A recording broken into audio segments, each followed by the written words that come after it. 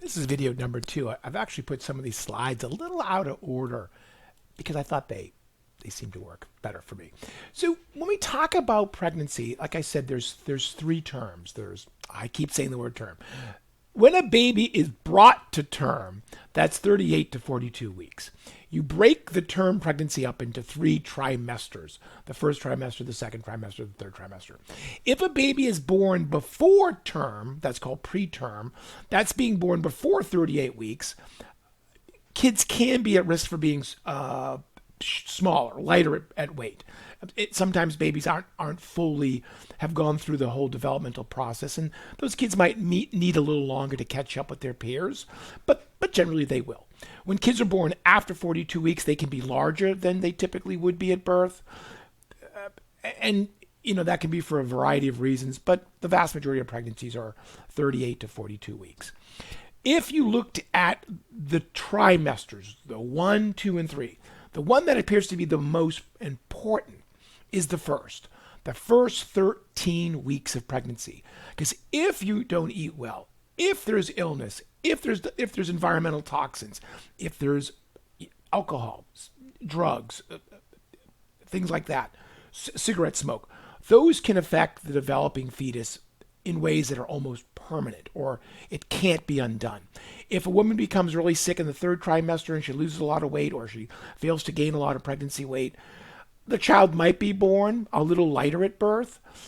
But since the critical period, the most important part of the pregnancy, has already passed, it just might be that child needs longer to catch up weight wise and height wise with their peers. But so it's the first trimester. We call that. So here's the pregnancy this is the pregnancy length here, and this is the first trimester. It's considered the most important part of pregnancy nutritionally. If I can get this to work. If you looked at what is being developed in the first trimester, it's all the important organs. In fact, the central nervous system begins, and I hate to use these terms. I know it sounds like we're talking about a house. I get that, and it might be crude and it might be upsetting, but I'm trying to teach this as easy as possible.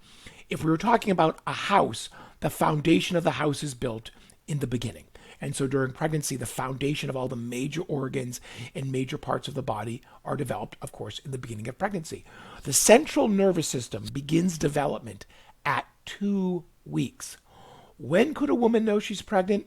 Not before 4 weeks, because if you don't miss your menstrual cycle, you'll have no inclination that you are pregnant. So, and for many women, perhaps they miss their menstrual cycle. They might wait a week. Like, maybe I'm late a little bit on my menstrual cycle.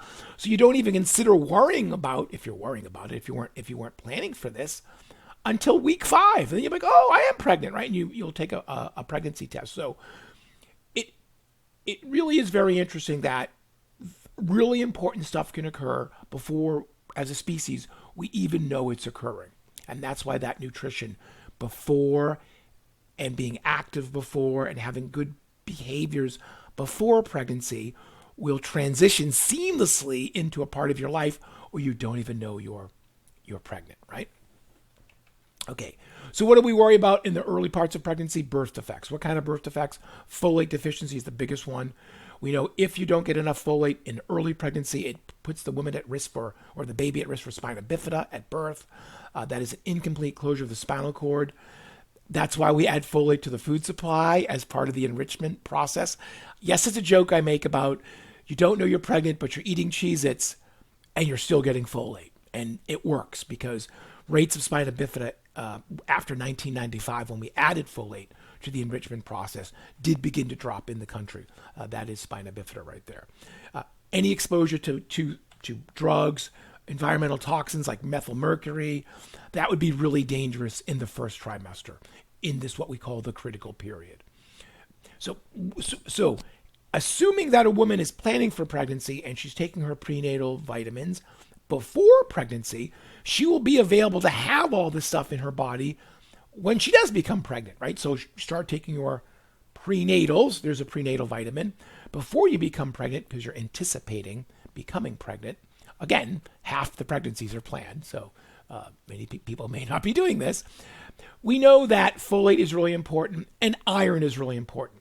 For many women, I'm going to go ahead one more time, taking a prenatal may not be enough. Let's see what we got here. Iron is 27 milligrams in this prenatal. That is the recommendation, by the way, for pregnancy. But for many women, 27 isn't enough. You're not only preventing anemia that could occur during pregnancy, but you could be treating anemia that you currently have. So it's not unlikely for women to take an additional source of iron. The problem with iron is that second tablet, that separate tablet, it can be constipative, it can cause nausea, it can cause cramping, it can cause problems.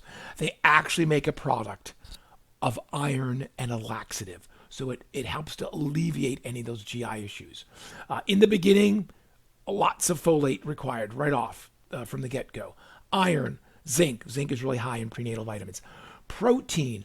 As a woman progresses through pregnancy and the fetus really starts to get a lot bigger, you think, oh, I'm eating for two and I'm eating for the baby. But women are eating for two. They're eating to add more muscle to their body, more ducts to their body, more fat tissue to their body, more fluid, which is full of protein in the body, amniotic fluid that has protein in it. 50% increase in red blood cells. You need a ton of iron for that. You need a ton of protein. That's why that protein recommendation is 25 grams a day. And it's probably the least talked about between a woman and her healthcare provider when they talk about how to eat during pregnancy. The biggest focus has always been iron and folate. I'm going to come back to that. So if you look at weight gain during pregnancy of, let's say, 30 pounds, I can get my face out of the way. I mean, increased breast size, some fat tissue perhaps, but a lot of ducts and glands and capillaries.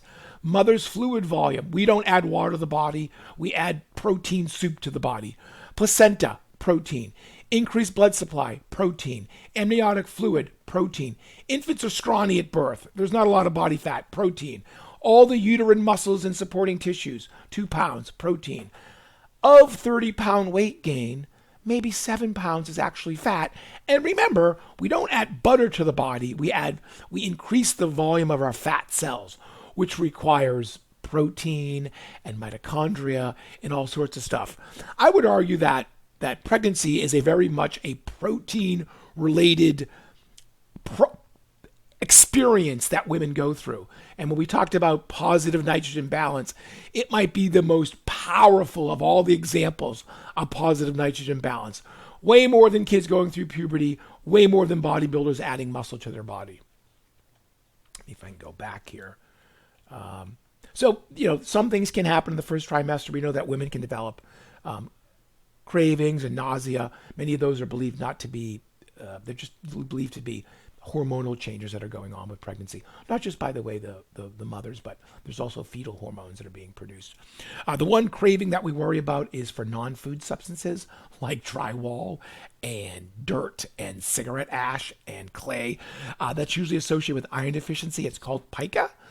It's very interesting. My notes say zinc, but really it's usually associated with iron deficiency. And if there is pica, of course, that's a trigger for, could be anemia. Definitely start treating it as anemia. And then my head's in the way again. Here's another thing on weight gain. I'll end this discussion on this slide. When you look at recommendations for weight gain, they're based on if a woman is underweight, healthy weight, or overweight. So we would expect a woman who is underweight maybe to gain more weight during pregnancy. Healthy weight woman, 25, 35 pounds. An overweight woman maybe not gain as much weight during pregnancy. And then for women who are obese, maybe gain even less weight. There is a great debate in this entire field of medicine whether if an overweight or obese woman does not gain a lot of weight during pregnancy, that may not be an issue. Because with ultrasound, you can track the growth of the fetus throughout pregnancy, ensure that it's hitting all the milestones. And if an overweight woman doesn't gain the amount of weight that we all think she should, but the baby is growing perfectly fine, the fetus, well, it could very well be that maybe she's not gaining weight because she's losing a little body fat, but she's adding all the muscular protein dense tissues that she needs to have for her pregnancy. So I think the obsession with the weight gain number in in maternal health during pregnancy really has kind of like been, we've changed the view of that. Well, medicine has changed the view of that, and they're not so dead set on you got to gain this kind of weight or the baby's not going to be healthy at birth, and that's been going away for a while now. Okay.